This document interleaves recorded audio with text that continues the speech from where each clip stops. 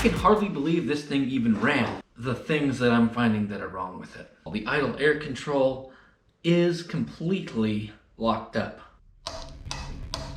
This is junk. I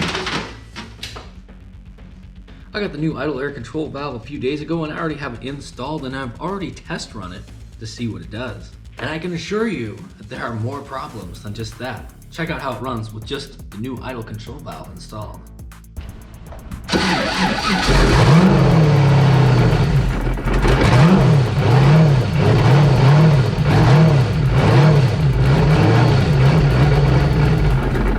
The idle air control valve is now functioning correctly and it's actually moving and it's not just stuck at 0.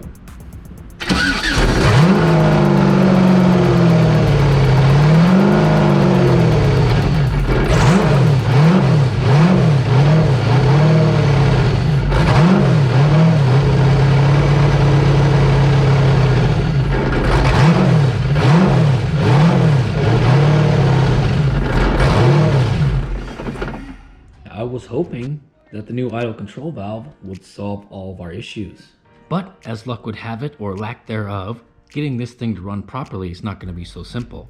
With the new idle control valve installed, it does run differently, although it doesn't run correctly. I have to hold the throttle blade slightly open to keep this thing running, and it will not idle at all now. And I'll tell you guys right now, the other issue has to do with these. Unfortunately, while I was waiting for the new parts to show up, I tore into this thing so that I could do some work on it. And now I have to get that all put back together before I can get into testing the O2 sensors. Seems to be a lot going on with the gearbox and the gears and whatnot. And honestly, the only reason I have that taken apart so I get the reservoir tank and the breather set up on the other side of the gearbox. There's a lot more space on this side than there is on this side.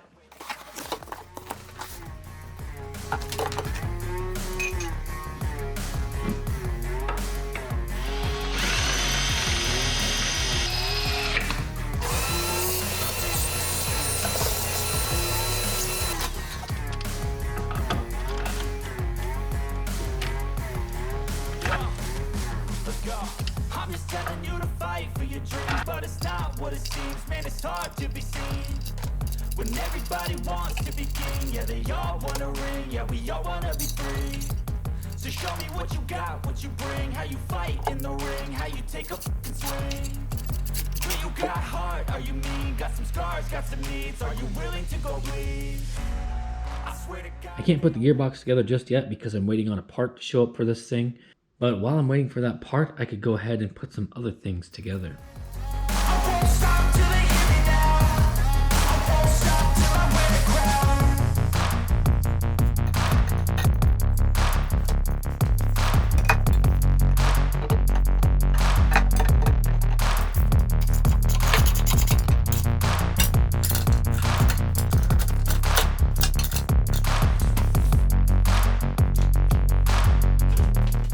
These are kind of cheapy spark plug wires, and they're not an issue right now, but I think that they could become an issue. So. No, I don't take shit. I got no love for the fakeness. If you wanna play tough and wanna hit I don't ever slow up, no I don't take shit. I got no love for the fakeness. If you wanna play tough and wanna hate this, I'll always show up and make a statement. I don't ever slow up, no I don't take shit. Last year was a mad scramble to get this V8 jet ski finished and out on the water. And by the time we got to fine tuning it, it had sank, which really set us back. I'm trying to take care of all of the little issues that could be a problem or will be a problem, so that this year when we have it out there, we're more focused on getting the best out of it as opposed to chasing down stupid little issues that should have been taken care of before the top was put on. We've got all new spark plugs to go in because the ones that were in there were all fouled. I don't ever slow up, no I don't take shit. I got no love for the fakeness. If you wanna play tough and wanna hate this, I'll always show up and make a statement. I don't ever slow up, no I don't take shit. I got no love for the fakeness. If you wanna play tough and wanna hate this, I'll always show up and make a statement. I got your package.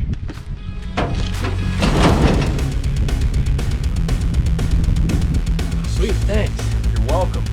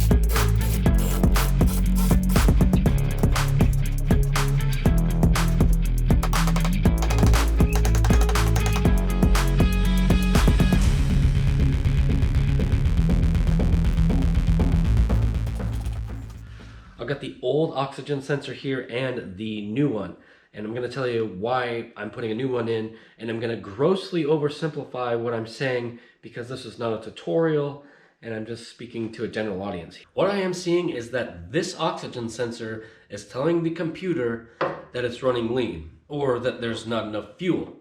So the computer is adding more fuel because of what this sensor is telling it. In contrast, the spark plugs are black, which shows that it is running rich. So there's a conflict between what this oxygen sensor is telling the computer and what I see on the spark plugs. So for some reason, this oxygen sensor is giving an inaccurate reading to the computer.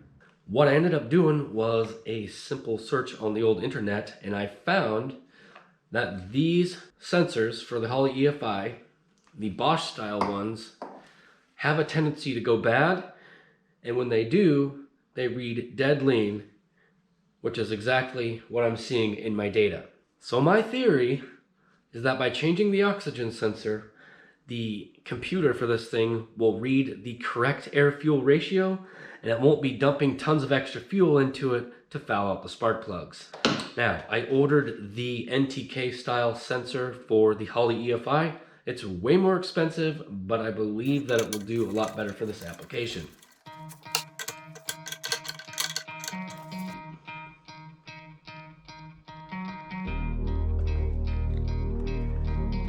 Just looking through the live data here real quick, and I can see that the map sensor reading is slightly off. I will go get a new one of those from the store, and I'll be back, and then we'll fire this thing up.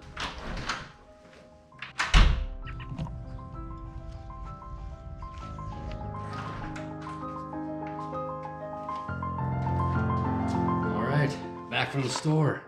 Took a couple days longer than expected, so I got a part for the V8, and also took a little trip to the hospital with a new baby. So there she is.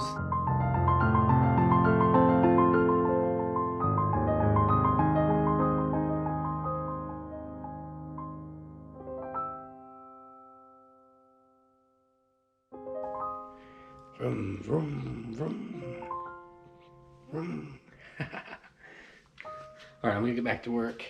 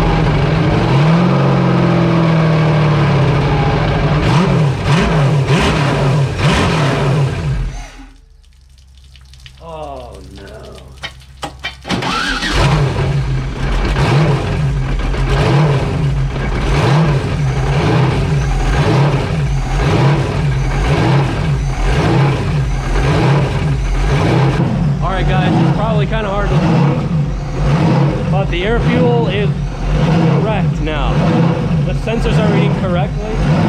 We have this idle surge, and that's idle air tuning.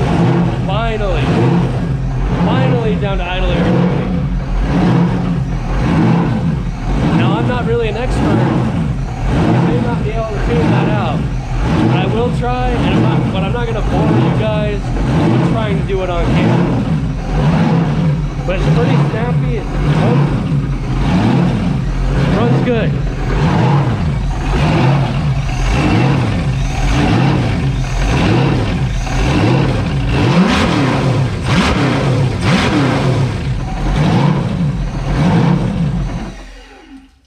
It's funny because it seems kind of like the same as the first day when I ran the 6-liter, because it has that idle surge. But we're on completely different fuel injectors, completely different tune, and we have all of the sensors working properly for once in our lives. I've been messing with the IAC control. Still surges at an idle, but I did fix the problem of it dying when you let off the throttle, so it like ramping back down into idle.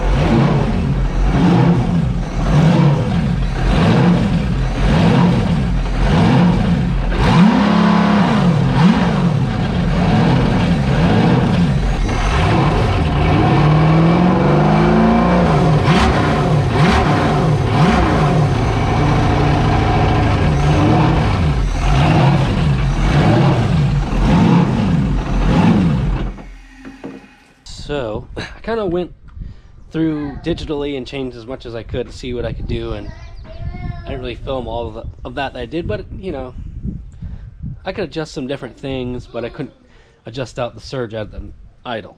So I think I'll try one more thing before I give up, and just try mechanically adjusting the throttle stop so there's a smaller range for it to drop down, if that makes sense.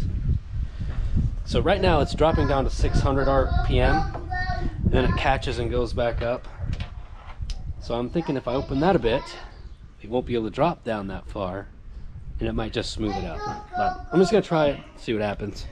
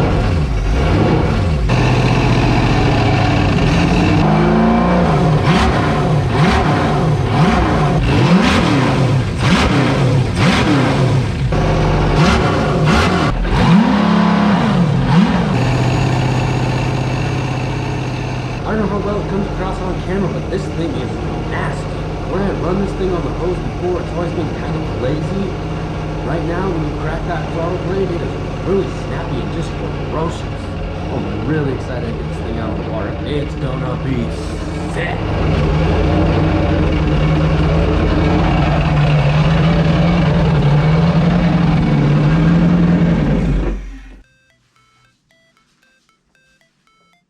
Alright.